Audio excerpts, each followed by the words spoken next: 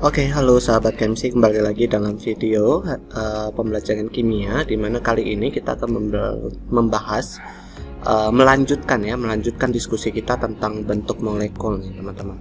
Nah, kali ini kita akan membahas yang namanya satu teori baru yang namanya teori hibridisasi, di mana teori ini bisa membantu kita dalam menentukan atau memprediksi bagaimana bentuk suatu molekul, gitu ya teman-teman ya. Nah, teori hibridisasi ini disampaikan oleh Linus Pauling, teman-teman, dan dia menggambarkan bahwa orbital dari atom yang memiliki perbedaan energi yang kecil dapat melebur menjadi orbital hibrid. Tapi kelemahannya tidak dapat menjelaskan atau memprediksi bentuk molekul yang memiliki POB. Jadi kalau kemarin kita mempelajari VSEPR itu bisa menentukan bentuk molekul baik kalau dia punya PRI ataupun POB. Nah, kalau di sini hibridisasi ini hanya bisa memprediksi bentuk molekul yang tidak punya POB, gitu ya. Dan prinsipnya sebenarnya sama teman-teman antara VSEPR dengan yang hibridisasi. Cuma di dalam teori ini dia bisa menggambarkan orbital-orbital yang terlibat dalam proses overlapping orbitalnya itu loh kawan-kawan. Jadi dia bisa menggambarkan bagaimana sih orbital seperti apa sih yang bisa melakukan overlappingnya. Ketika orbitalnya berbeda, kenapa ikatannya tidak berbeda gitu loh ya. Nah, kita kasih contoh ya, di sini yang perlu kita perhatikan sebelum ke contoh ya teman-teman ya. Di dalam teori hibridisasi ini kita mengenal yang namanya orbital hibrid, di mana orbital hibrid itu adalah proses orbital yang sudah melakukan peleburan, dan hasil dari peleburannya itu menghasilkan orbital hibrid, di mana mempunyai bentuk dan energi yang sama namun berbeda dalam orientasi. Jadi orientasinya doang yang beda-beda. Jadi ada yang X, Y, dan Z, tapi bentuk dan energinya sama. Lalu jumlah orbital hibrid itu bergantung dengan jumlah orbital yang melebur ya. Kemudian orbital hibrid atau hibridisasi terjadi hanya pada atom pusat dan terjadi pada orbital pada kulit yang sama. Jadi hanya pada kulit yang sama dengan tingkat energi yang tidak jauh berbeda. Nah, kita contohkan ini adalah C, karbon ya. Kenapa karbon? Karena biasanya karbon itu banyak sekali pada senyawa hidrokarbon dan banyak sekali senyawanya yang memiliki karbon. Jadi ketika saya punya karbonnya itu nomor atomnya 6 kawan-kawan. Nah, nomor atomnya 6 artinya dia punya 6 buah elektron. Kalau kita konfigurasikan, maka dia konfigurasinya itu adalah 1s2, 2s2, 2p2. Maka ketika misalkan karbon berikatan nih teman-teman, misalkan C berikatan dengan H ada 4, maka sebenarnya ketika C berikatan dengan H yang 4 itu melibatkan apa? Melibatkan dua elektron pada orbital S dan 2 elektron pada orbital P. Benar? Namun kalau gitu kan berarti sebenarnya S dengan P ini kan bentuknya beda ya kawan-kawan ya. Ada yang bulat, ada yang panjang gitu kan ya. Tapi kenapa ketika berikatan C dengan H seperti ini ada 4 ikatan, 4-4-nya itu adalah ikatan yang identik kawan-kawan, tidak ada bedanya.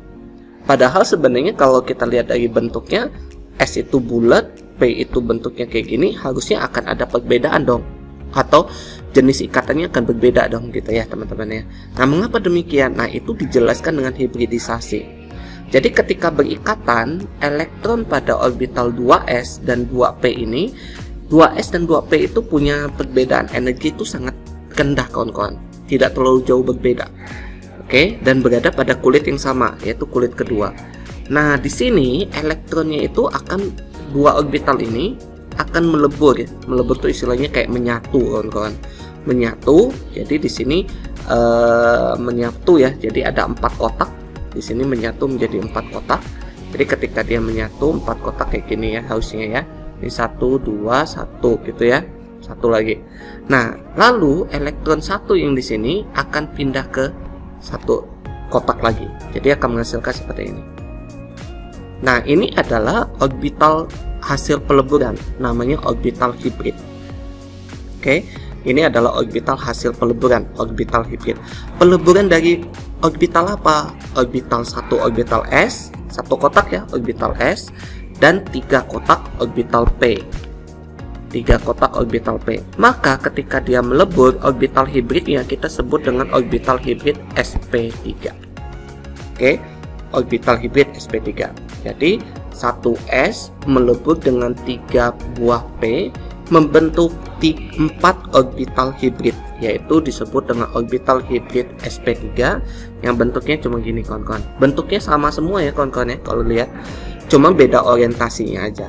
Nah, 4 orbital hibrid inilah yang nantinya berikatan dengan hidrogen. Jadi hidrogennya satu lengket sini, overlap sini, overlap sini, overlap sini, overlap sini. Nah, kalau teman-teman lihat ketika dia membentuk 4 orbital hibrid, maka ini sama seperti kayak 4 elektron domain, teman-teman. Nah, ini bentuknya itu adalah tetrahedral. Oke, tetrahedral. Oke, ini orbital sp3. Apakah hanya cuma sp3? Enggak. Ada hibridisasi yang terjadi pada satu orbital s dan 2 orbital p. Jadi kalau terjadi pada satu orbital s dan 2 orbital p, maka akan membentuk 3 orbital hibrid. Nah, orbital hibridnya itu disebut dengan orbital hibrid sp2. Jadi nanti di sini akan ada 3 loop. 3 loopnya itu adalah 3 orbital hibrid dari penggabungan satu orbital s dan 2 orbital p. Nah, 3 orbital hibrid ini sama seperti 3 elektron domain, maka bentuknya itu adalah trigonal planar. Oke. Nah, itu kalau 1s 2p. Kemudian kita juga punya 1s dan 1p. Maka 1s dan 1p menghasilkan 2 orbital hibrid. 2 orbital hibrid, maka ini sama seperti 2 elektron domain, maka bentuknya itu adalah linear. Oke. Kemudian kita juga ada yang orbital hibridnya itu terdiri dari 1 orbital s, 3 orbital p, dan 1 orbital d.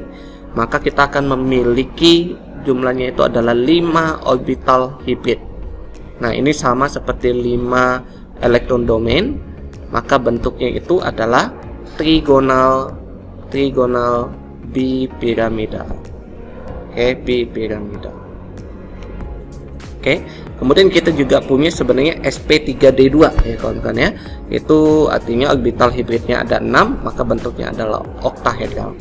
Jadi kalau dari segi bentuk sama seperti kayak VSEPR ya kawan-kawan ya. Cuman di sini kita gambarkan bagaimana sih pencampuran atau terjadinya penggabungan orbital. Ingat ya, syaratnya itu terjadi pada kulit yang sama. Tidak boleh pada kulit yang berbeda. Pada kulit yang sama sih. Kenapa pada kulit yang sama? Karena pada kulit yang sama tingkat energinya, perbedaan tingkat energinya tidak terlalu jauh berbeda. Oke. Kemudian kita lanjutkan ke materi berikutnya, itu adalah tentang polaritas nih kawan-kawan. Jadi sebenarnya ini sudah dipelajari waktu kamu mempelajari ikatan kimia. Jadi polarity itu adalah pengutupan muatan pada molekul ya kawan-kawan ya. Nah, di sini senyawa polar itu syaratnya memiliki perbedaan keelektronegatifan atau momen dipolnya tidak sama dengan 0. Kalau non polar momen dipol sama dengan 0. Nah, selain perbedaan keelektronegatifan, polaritas dari suatu molekul itu juga ditentukan dari bentuk molekulnya, apakah dia asimetri atau simetri. Kalau dia bentuknya simetri, maka dia tergolong ke non polar. Kalau asimetri berarti dia tergolong ke yang polar. Oke. Nah, senyawa ionik, aturan lainnya ya dari polaritas itu adalah senyawa ionik itu bersifat polar.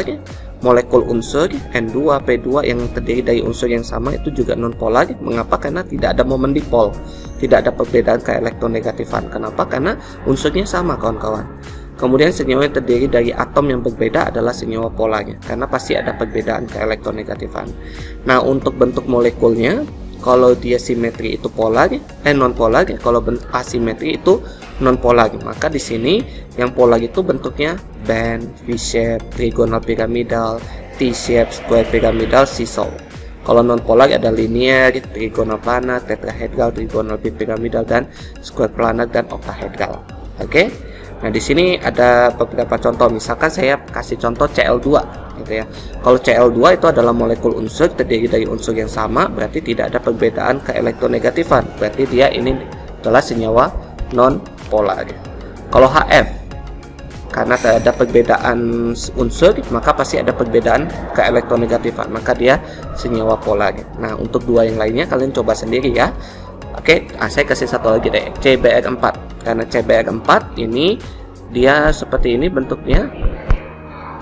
ini BR, ini BR, ini BR, dan ini BR, maka di sini seperti ada 4 elektron domain, maka bentuknya tetrahedral.